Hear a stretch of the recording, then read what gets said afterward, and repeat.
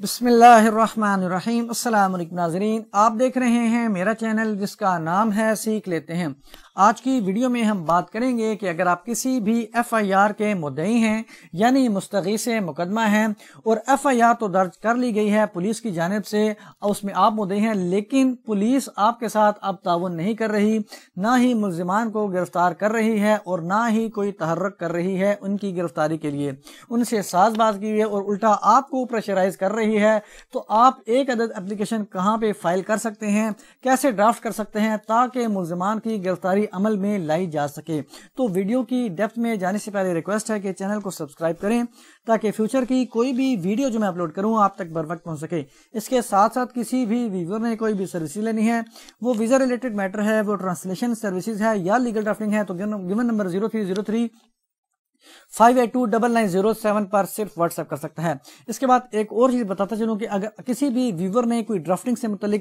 Deeds وغیرہ بنانا سیکھنی ہیں، رجسٹریاں بنانا سیکھنی ہیں، کوئی ڈیڈز، ایفیڈیوٹس وغیرہ، رینٹ ایگریمنٹ، تو وہ ہمارے ایک پلے لسٹ ہے ہمارے چینل پر مکس ڈرافٹنگ کے نام سے، انگلش اینڈ اردو، اس کو آپ براؤز کر کے دیکھ سکتے ہیں۔ اس میں فی الحال 78 ویڈیوز ہیں۔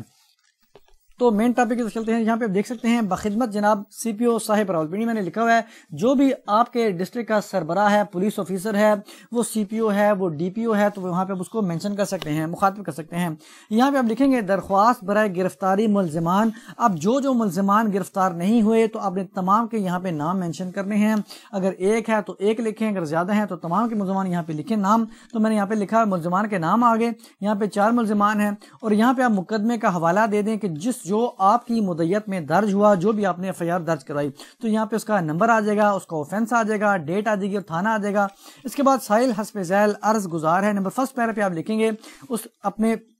ذکر کرنا ہے کہ آپ نے ایف آئی آر کس پرپس کے لیے درج کرائی تھی اور کیا ایف آئی آر کا نمبر تھا۔ تو یہ چونکہ اغوا کا کیس تھا تو یہاں پہ میں نے لکھا ہے یہ کہ سائل نے اپنی بیٹی عائشہ ظفر بعمر تقریباً 15 سال کی اغوا کا مقدمہ نمبر سو اینڈ سو، بجرم سو اینڈ سو، مرخا سو اینڈ سو اور تھانہ سو اینڈ سو برخلاف شادی خان، ساجد محمود، چودھری نصیر اور سادہ پروین درج رجسٹر کروایا۔ یہ تو آ گیا کہ آپ نے کس پرپس کے لیے، پتہ چل گیا تھا کہ ایک پہلی لائن میں ہی کہ یہ اغوا کا مقدمہ تھا۔ اگر یہ چوری کا ہے تو آپ چوری لکھ سکتے ہیں کہ چوری کا مقدمہ تھا، تو جو بھی مقدمہ آپ اس کا مینشن کریں، یہاں پہ ڈیٹ آ جائے گی۔ اس کے بعد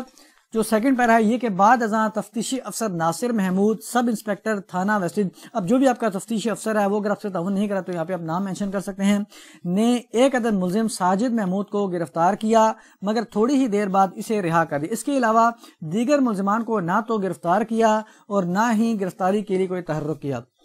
نمبر تھرڈ پیرا میں یہ کہ تفتیشی افسر نے ملزمان مذکوران سے ساز باز کر لی ہے اور وہ ملزمان کو بے گناہ قرار دینے کے در پہ ہیں، بدی وجہ وہ ملزمان کی گرفتاری عمل میں نہیں لا رہا بلکہ الٹا سائل کو تنگ پریشان، بلیک میل اور ہراساں وغیرہ کر رہا ہے۔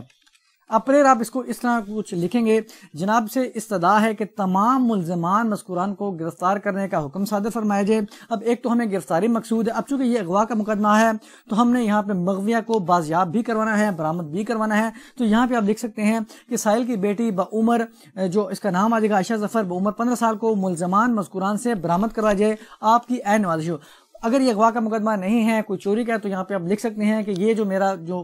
چوری شدہ سامان ہے اتنی مالیت کا ہے، اس کو ملزمان سے برآمد کر دیجیے۔ اس کے بعد عرضے میں آپ لکھیں گے نام، ولدیت، ایڈریس، شناخت کارڈ نمبر، موبائل نمبر، جو بھی اپلیکینٹ ہے جس کی مدعیت میں بھی ایف آئی آر درج کروائی گئی ہے۔